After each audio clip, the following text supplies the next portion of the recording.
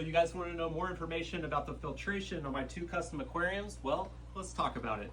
You can see the 2 seamless sumps under my 2 custom aquariums, and the overall process is pretty simple. You have the drains right there, and they go through an overflow box in the back. The white drain lines come back here into the first tub, which is the tall one with filter socks. So there's 2 filter socks in there that I clean out or wring out maybe once every 6 months or so. It then trickles over into the second tub. As it trickles down, it goes into the filter floss, which I put here for not only mechanical filtration, but also to dull any of the trickling noise from the water, because that's where the most of the sound usually comes from in a sump.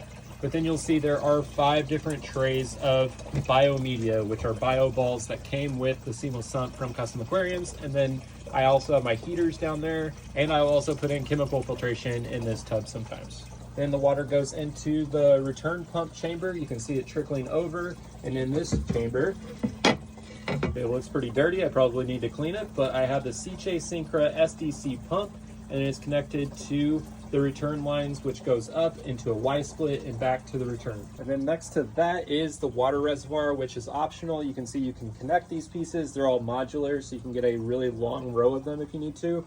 But this really just holds extra water volume for the whole system. It also helps with evaporation. You don't have to top off the tank quite as much. You can also use these for equipment like skimmers on a saltwater tank or refugiums, anything like that. You can see in the African cichlid tank, I actually use that water reservoir for the clear water algae scrubber in the sump.